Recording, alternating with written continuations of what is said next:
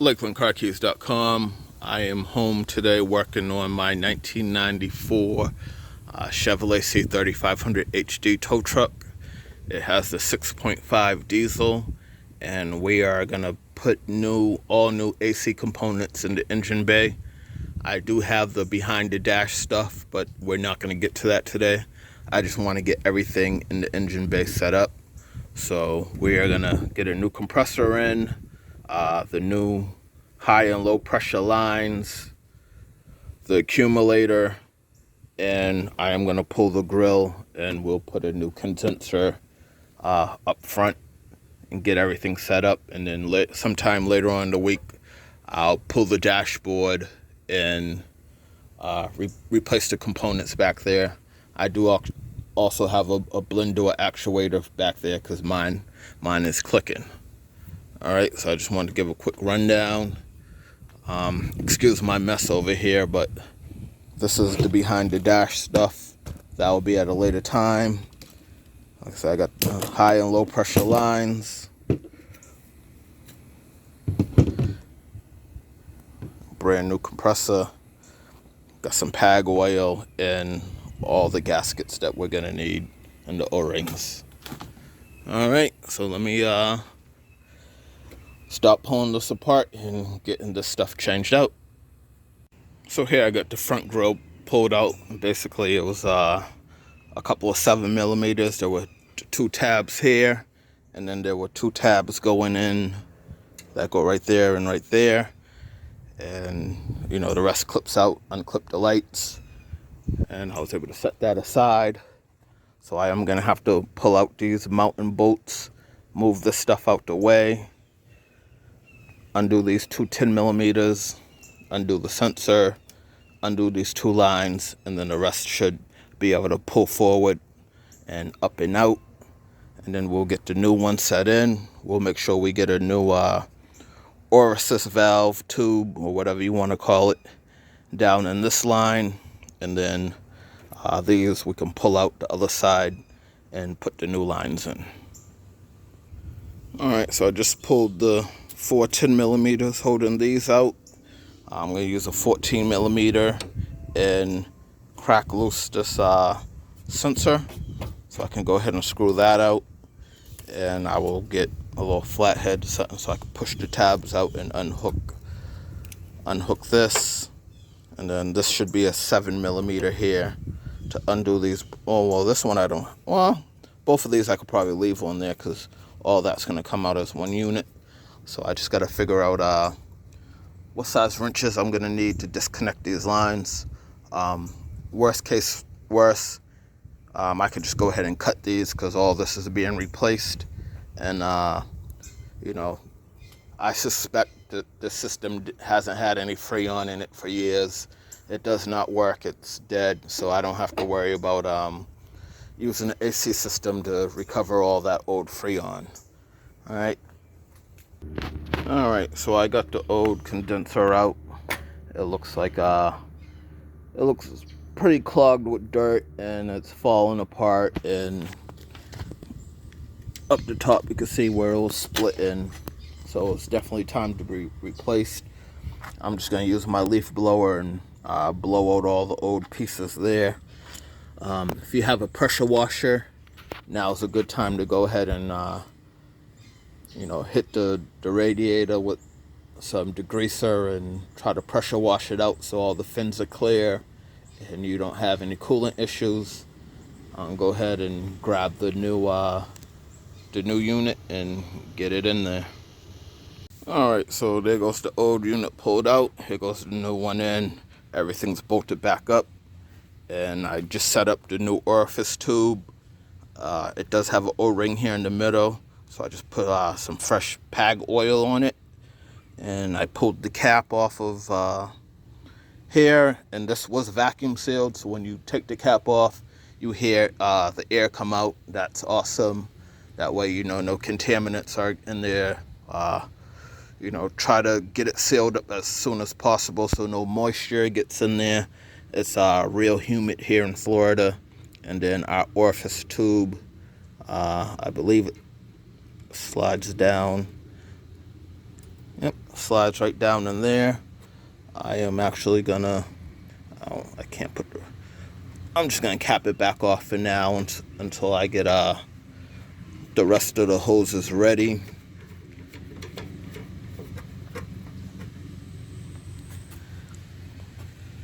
Alright, so this is everything that we need to do up front other than put that sensor on and hook up the lines.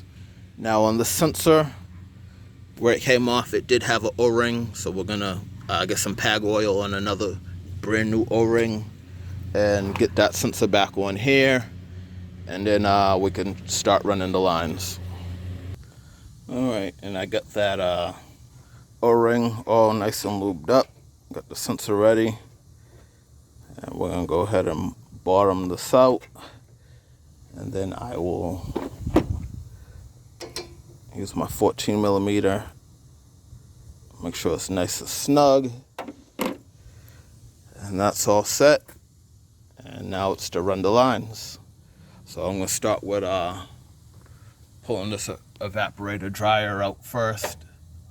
The smaller line connects back there, so I got to get that out the way, and I'll get the two lines ran and the new dryer in. So we're not putting this evaporator core in as of yet, but I did want to show you how the lines are set up. So the skinny line that ran into the front core, basically that's going to connect like that. That's going to run out to the front and hook up to the front core we just installed. And then this side will hook directly to the dryer, and then that line will run hook to this, and then that's going to hook to the compressor, and then the other end will hook to the other end of the core. So I will go over what sizes you're going to need. So I know you're going to definitely need a 27. So the core coming out of the firewall into the dryer is going to be a 27. And then to hold the other end, I believe, let's see, I believe a 30 will do. I got a 30 here. Oh, nope. So we're going to use a 32. So yep, the 32 will allow you to hold that steady while you break that net loose. Alright, so for that end you need a 27 and a 32. And then the other end, let's see what sizes we're going to need.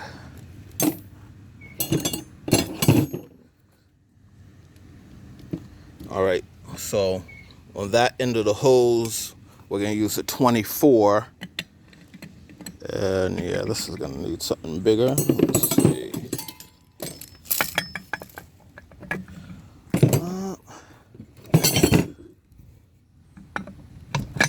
Alright, so on this side, on the smaller side of the dryer, to hold it steady, we're going to use the 27. Oops, and I dropped my line. Alright. I just forgot what size I just said this one was. Alright, so it's a 24.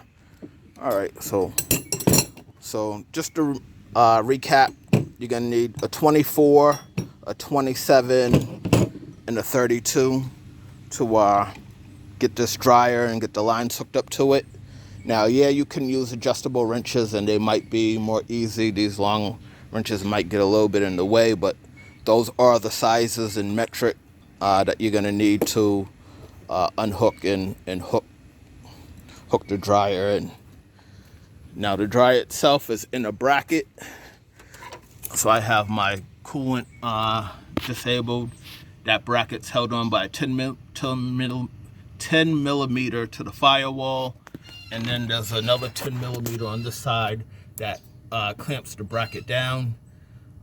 That's a little cumbersome to get on, so I'm just gonna go ahead and remove the bracket after I unloosen the connection back there from the firewall and take the whole thing out, swap the bracket over, swap the sensor over, and get a new O-ring on there. Alright, so I got the dryer out. I did end up leaving the bracket. There was another 10mm bolt that was down here. It was easier for me once I loosened the bracket and that top 10mm bolt to just put the bracket a little bit sideways, and I was able to get everything else and get it out. So we're going to go ahead and remove this sensor, which is held on by a 16mm, and get a new O-ring on the dryer and get this mounted. Alright, so I got the sensor on there with a new O-ring, and I moved the cap. This is going to be the line coming out the firewall. This did have a new O-ring with it, so I'm going to go ahead and get some PAG oil on this and put it on temporarily, the line coming out the firewall, until we get a chance to change the inside unit.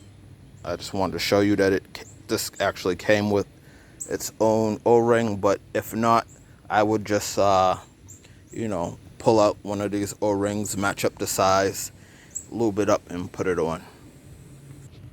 And that's the line there with that O-ring that came with the new dryer. I have it lubed up. It's seated on there good, so I can go ahead and mount the dryer in the vehicle. Before I do mount the dryer, and I want to go ahead and replace that smaller line. This harness is a little bit in the way, but as you can see, it's down there with the smaller hose coming through the firewall. So I'm going to go ahead and grab those 2 wrenches, break that loose, pull this line out, and get the new one in. So taking the original lines off, this ended up being a 20 that I had to hold still and then use my 24 to undo the cap on the smaller line. Alright, so not all the time or all the sizes between the old and the newer are going to be the same. So sometimes you got to plan on making sure you have all the tools that you need. And I'm just trying to give everyone an idea of what sizes I use to get things in and out. Alright, and this is the new line here. Remember, we got our orifice tube that's in there, so we want to stick it in, make sure it gets pushed all the way down, and tighten this up. This does have its own O-ring on it. I will get some PAG oil in there so that it doesn't chafe or rip. But basically, I fed the new line in through this way and just turned it as I need it for it to bend, come up, and get lined up there. I'm actually not going to hook up this side until I pull the dashboard and replace the stuff behind the dash. So I'll leave that cap on there to keep debris and moisture out of the line. But I just wanted to show you that this is here, it's hooked up. So I'm going to get that O-ring lubricated, get that tightened down, and then we'll go ahead and do the top line. Alright, so that's all tightened up. I used the 24 up here and the 22 down here to hold this steady and tightened it down. Like I said, the O-ring had PAG oil, so it slipped right in. I can feel it push the orifice tube into place. And the orifice tube just serves as like a filter. Like if I do happen to pull that old one out, I'm sure we'll see a lot of contamination caught up, if it even has one in there. But yeah, let me just go ahead and start working on the bigger top line and get that ran. Alright, and here is the pressure line removed from the back of the compressor. That line goes up to the dryer, and this line comes out front to the condenser. There was one 15mm bolt that held this on at the back of the compressor.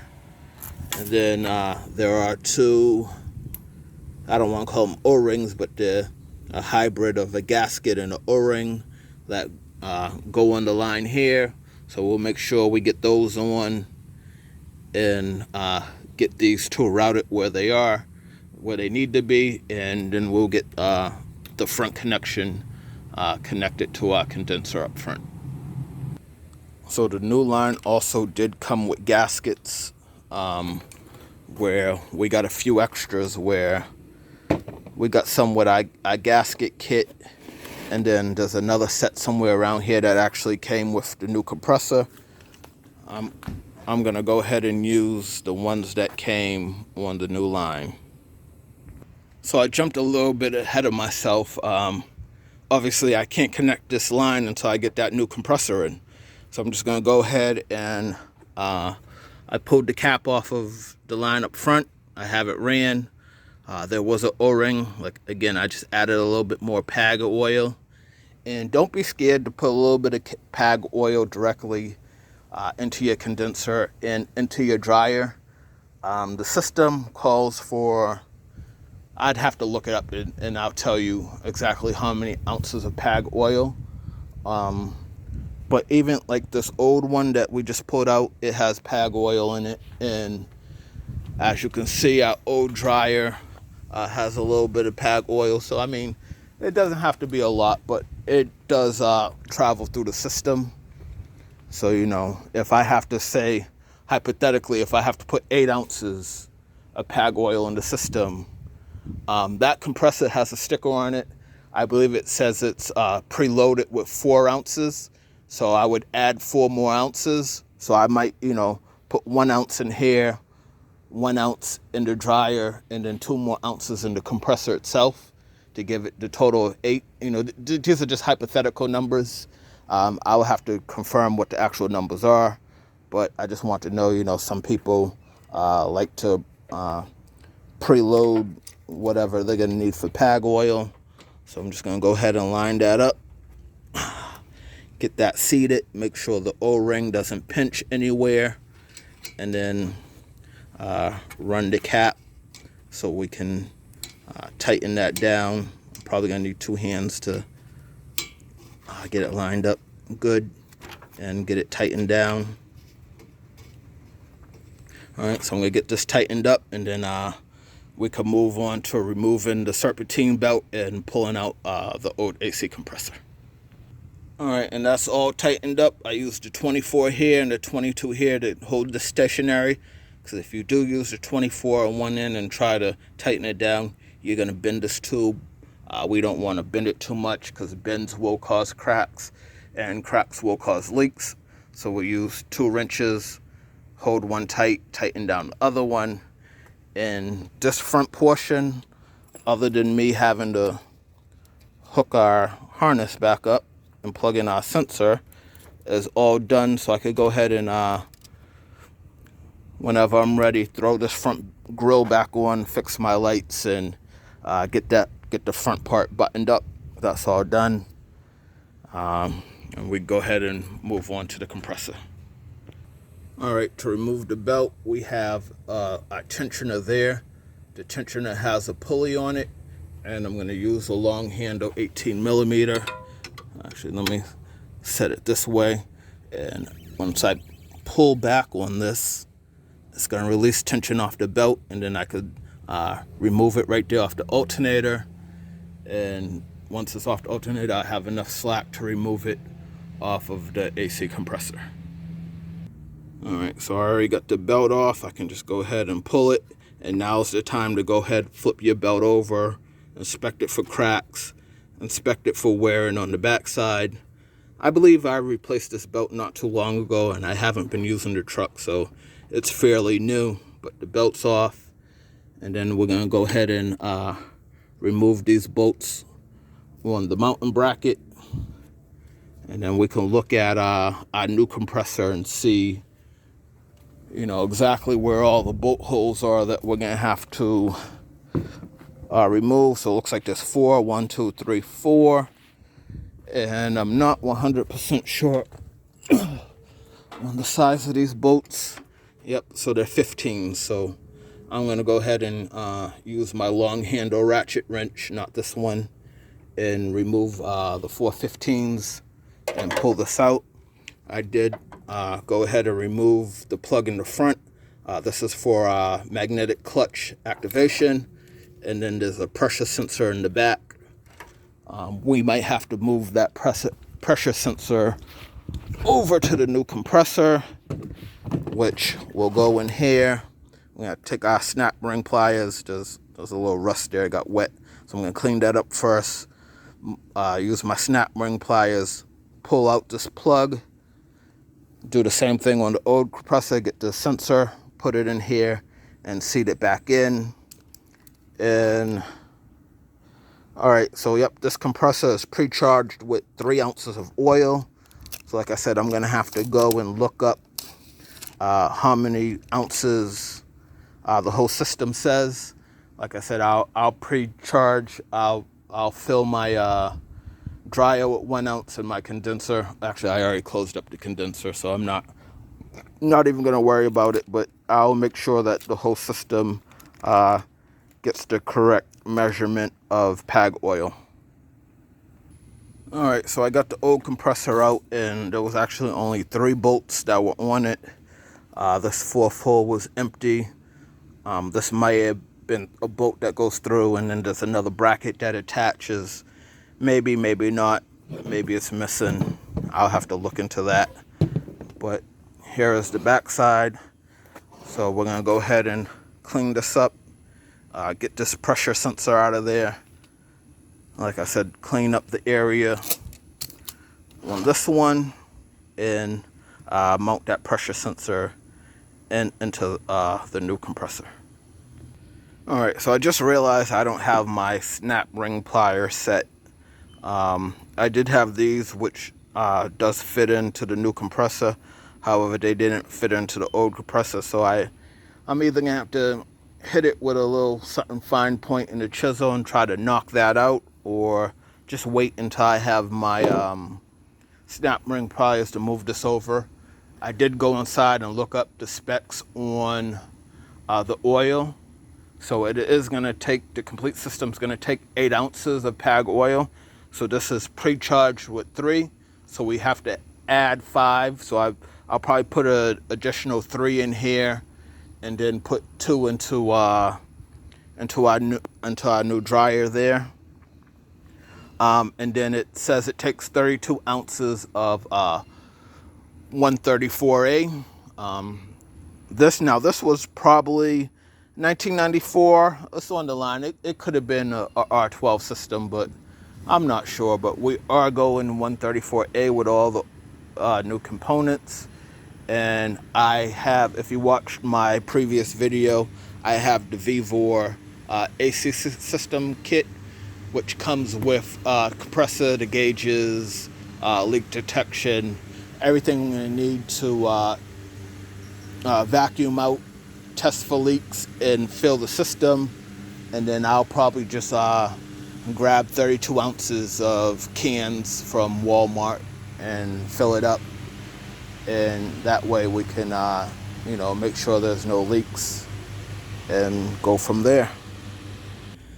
So I did end up re-pulling this line. I put a half ounce of PAG oil up front, and then I put some PAG oil. I put about 2 ounces in the dryer, which I'm not going to mount right now. I'm going to wait till I pull the dash in the next video, and I replace the unit back there. And then the remaining PAG oil to make up 8 ounces, I did put inside the compressor. As you can see, I got the belt mounted back on, and the main line mounted back on. So everything's in. I'm going to wrap this video up for now. This is just getting all the components on the engine bay side installed, with the exception of that dryer, which we need unhooked so I can, when I do inside the interior and pull the dash, I'm going to need all that unhooked, so I'm not going to hook it up now. But yeah, this is pretty much it. We're getting there. We're moving along. Everything lined up perfectly. Everything fit. Nothing broke coming out. everything went in, went out, and I did double check. There is no bolt here. Obviously, the line is in the back, and there's nowhere for a bracket to go anywhere. So this truck just uses 3 of the bolt holes. You know, I'm sure they use this compressor on everything from the early 90s. So another vehicle probably has that 4th bolt hole. I do need to wait until I get my snap ring compressor to my snap ring pliers to put that pressure sensor in the back. But other than that, this is all set up.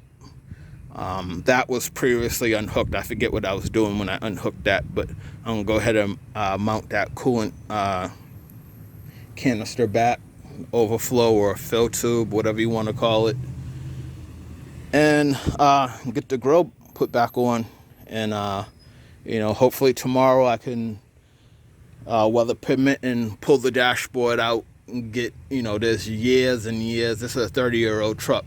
There's so much grime and dirt and nastiness behind that dashboard. I want to get it all cleaned up, pull the heat and AC box, get all that cleaned up.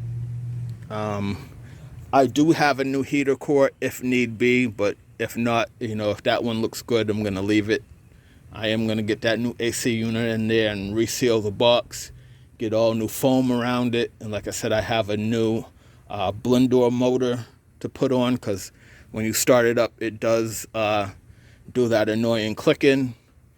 But, other than that, this side of the AC is done. I could get the filter housing and everything all back assembled. And, yeah, this is it. Hopefully we get some nice cold AC going soon. So the second video, part 2, will be pulling the dash and pulling the box and doing everything I just said, getting that all set. And then it'll be a 3rd part video using the Vevor AC kit and getting the system not evacuated, but we're going to pull vacuum to make sure it pulls any moisture that may have got in through humidity or anything else. So usually we just let it run on vacuum for about 2 hours and let that dry out. And then since the system's all sealed, we're going to pull down vacuum with the gauges and close off the system and let it sit overnight in vacuum. And that's the way we can tell if there's any leaks in the system. If the vacuum stays the same overnight, then we know the system's sealed up and is good. If it does leak down, I'm still going to have to charge it. Maybe put a little bit of dye in it and use some UV light and glasses to see where it's actually leaking from to get it sealed up. But everything is new seals. Everything's tight. Everything's new. So hopefully we shouldn't have any leaks anywhere. But, yeah, that's, So if it does leak, then we'll have to find a leak and recharge it. If it doesn't leak, then we should be good to go with some cold AC. But thanks for watching. Like, comment, subscribe. If you're on Facebook or whatever, share this so other people can see it. I appreciate every view that I get. And, yeah, I'll see you on the next one.